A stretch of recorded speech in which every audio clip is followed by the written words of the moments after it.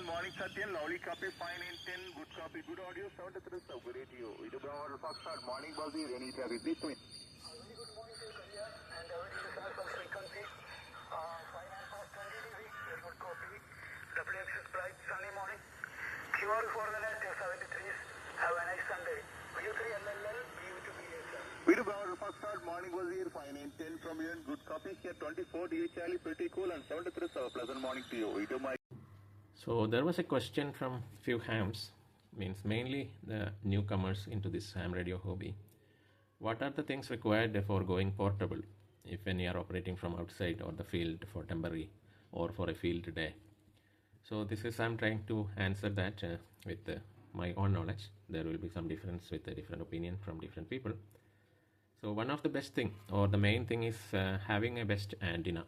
Antenna must be tuned at least for 1.1:1 or near to that 1:1.2, and that is the main thing, because we should make sure that the power what we are sending to the antenna is completely propagating or radiating from it without any reflections or reverse coming into the radio back.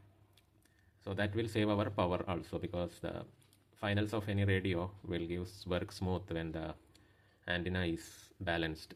Otherwise there will be more power usage and dissipation of heat in the final, and that will heat up our battery power also, and the number of hours of operation will get affected if you are in a remote place where we are not charging the batteries. So after the antenna, second thing, if you are on a QRP radio like DL2 man SDX, that is a second thing, or any other radio. You can have a Zigu G90, FT891, or any portable radio or any radio that you can carry. And another thing is the coax. Reduce the length of the coax, whatever we have, reduce that into the minimum so that the coaxial loss can be avoided. Coaxial loss is also affecting our power and the usage of our battery. So it's better to avoid the coax loss by reducing the coax length.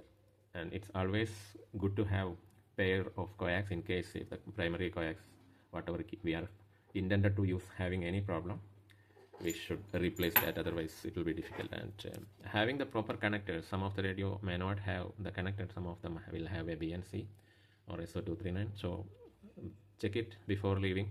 Make sure that you have pair of them, in case if one fails we can replace the other one. And listening is very very important to any situation of ham radio.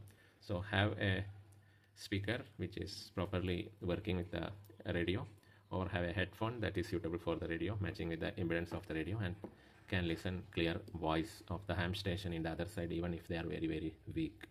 So listening is very important, so careful about a speakers or whatever, or a headphone. And after that, having a battery, required power, how many hours we are going to operate, calculate the power. We are not going to use the entire power at all time. Whenever we are pressing the PTT, that time only the radio will be using the full power. Other time it will be using the idle power, and the full power, idle power measurement can be taken from home, and it will be specified in the radio manual also. So based on that, we can use a battery, and that battery should give us the power for the entire operation what we have planned for, or have a backup battery. Having battery connectors also very important, to carry battery connectors, multiple of them. In case one fails, we need to use a second one as a backup. And all these connectors and antenna connectors, coax, everything, we should have a backup pair, because our primary motive is to work on the field. That should not get affected because of a faulty device or a faulty connector.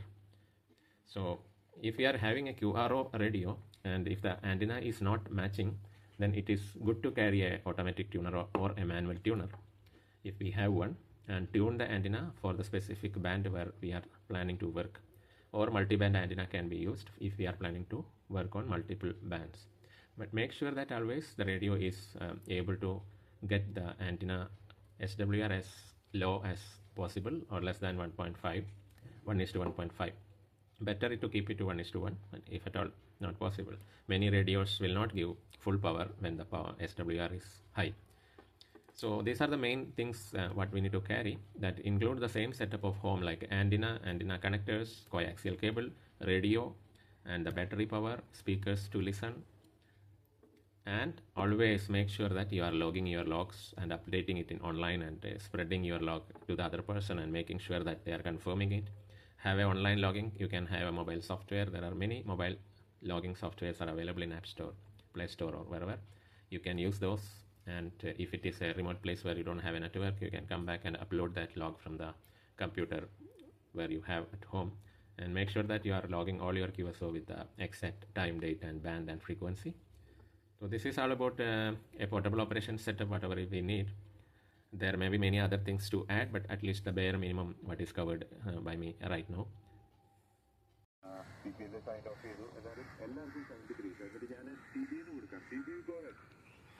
Roger. Okay, Manoj, QSL, happy Sunday 73, Pinnid Gana. Sam, good morning. And Charles Seton 73, OQK 73, PPL 73. Justin, are you still there? Justin, go ahead. Roger, very much on frequency. Okay, very good morning, Sam.